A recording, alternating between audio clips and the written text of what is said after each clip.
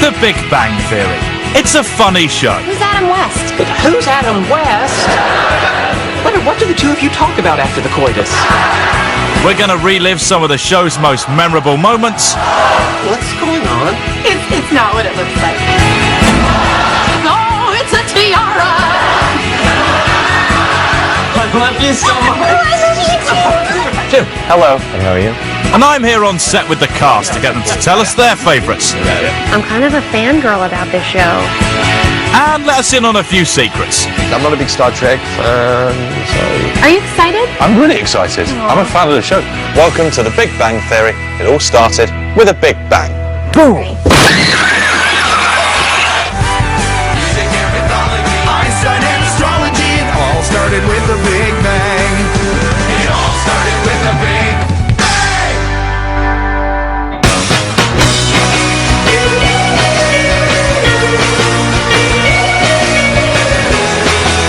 This is the opportunity of a lifetime for a Big Bang Theory fan.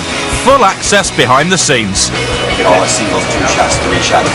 And a chance to talk to the cast and crew to ask them the questions that we fans, by which I mean me, are dying to know the answers to. All right, here we go. And background action. Leonard, promise me that when our new waitress comes over, you will not start a complicated on-again, off-again relationship with her, because I'm very, very hungry.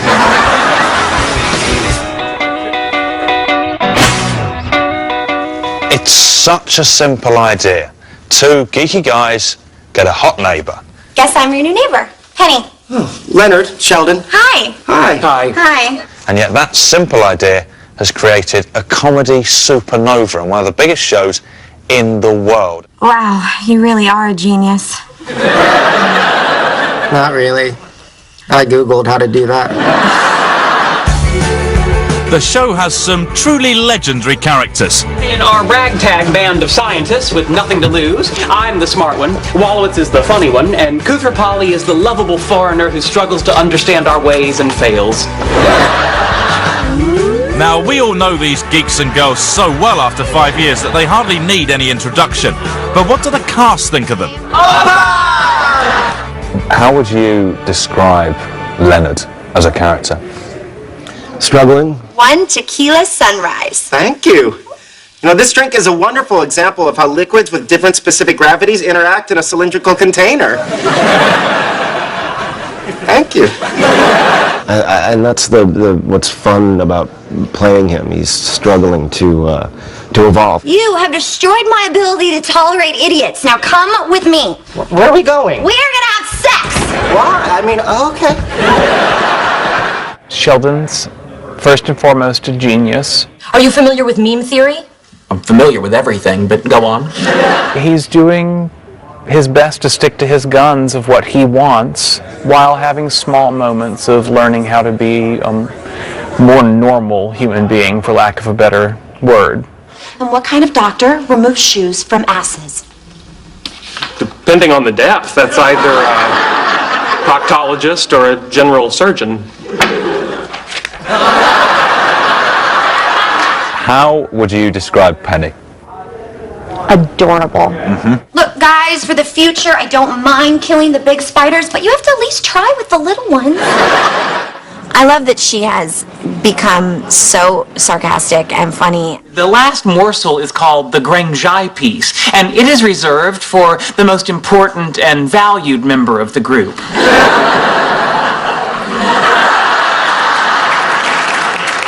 Thank you all for this high honor. How would you describe Howard? I would say a bit of a delusional Casanova. May I say, Penny, not a lot of women could look as hot as you do with such greasy hair.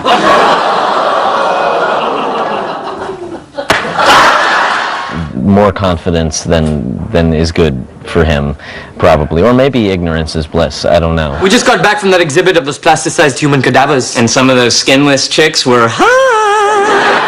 Raj is like the Tom Cruise of the sitcom world. He is. It's the looks. It's the... No, you know, Raj is the foreigner on the show. He's comes from India, New Delhi, India. What? Just because I'm Indian, I can't be a Norse god? No, Raj has to be an Indian god. He's obviously pathologically shy. He can't talk to women without drinking alcohol. Okay, look, this never happened. Do you understand me? Really? Still can't talk to me? I think on the surface, Bernadette is your typical microbiologist, kind of nerdy. In microbiology, the most exciting thing I get to work with is yeast. But what I love about her is the fact that we've discovered these layers to her. She's kind of got a dark side. Yes. She's got a temper. What the hell is wrong with you?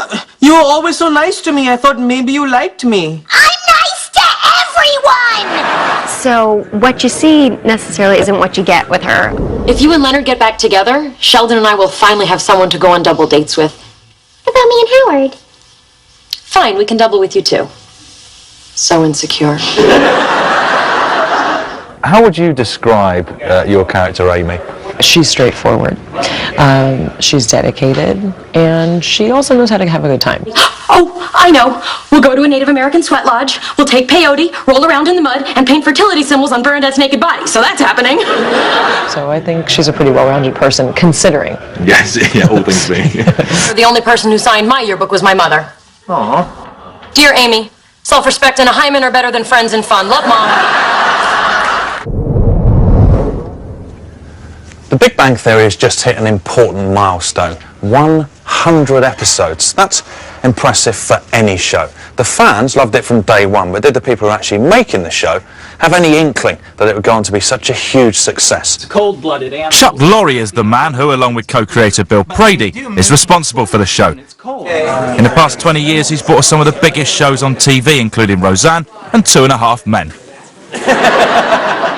What gave you the idea for the show in the first place? It started with Prady telling me, Bill Prady, the co-creator of the show, telling me about his life in the 80s in New York as a computer programmer. And the guys he was hanging out with and working with were all brilliant guys, but they were entirely incompetent in all other aspects of life. Oh, hey guys. Hey, sorry we're late. Late? It's 7:05. And you said the party starts at 7. Well, yeah, I mean, when you start a party at 7, no one shows up at, 7. It's 7:05. And that struck us both as really funny and as a good starting place for a group of characters who were extraordinary, but were struggling to get on with the mundane task of living. Why on earth are you telling me all this? I don't know. Sometimes your movements are so lifelike, I forget you're not a real boy. When you first wrote the pilot, did you have any kind of sense that it could go on to be as successful as it has been? None whatsoever. No. When Johnny Galecki and Jim Parsons first read together, that was when we started to have hope. Put this in the bathroom. What for? I need to measure my fluid intake and output to make sure my kidneys aren't shutting down. I mixed pancake batter in this. I auditioned twice and didn't get hired both times, and they did a pilot and didn't work. We did the pilot twice. We had 2 chances to get this right. And they revamped the script and made it different, and I came back in, and I guess it was all about timing. And I just knocked it out of the ballpark. It was like, oh God, something's happening here. You could feel something special was happening. It was very apparent that it was better than we'd hoped for. I knew it was a true ensemble, and it was that everyone was just fantastic. You could sort of sense where it was going to go, that it was going to kind of not be making fun of nerdy people, but sort of give them the voice, and make everybody else sort of the laughing stock. Who's Adam West? But who's Adam West? What do the two of you talk about after the coitus? The first night shooting, I think, is really in front of an audience is what cemented it for me, was because they knew the characters immediately and they pulled for them. I'm sorry, do you speak English? Oh, he speaks English, he just can't speak to women. Really? Why? He's kind of a nerd. Juice box?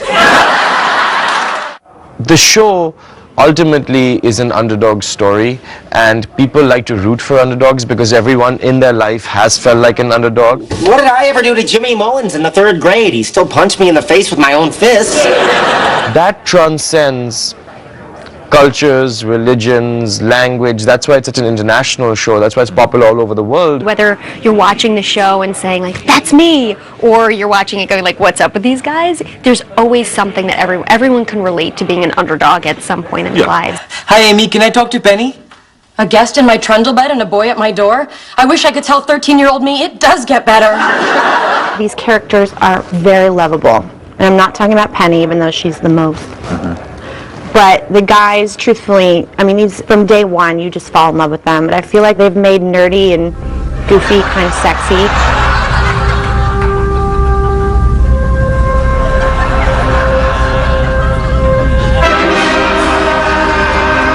I don't think it's the specific geekiness or science or Star Trek-y stuff, because none of us are really into that stuff in real life, and I know a lot of people that aren't, that love the show. So I think there's a human connection to feeling like an outsider or trying to figure out sort of the rules, the handbook of life. I love that it's a show about smart people. I love that it's a show about the quirks of smart people and sort of the social dynamics of people other than the Beverly Hills 90210 friends, attractive people hooking up in different permutations kind of show. Last night, I was strong-armed into an evening of harp music and spooning with an emotional Amy Farrah Fowler.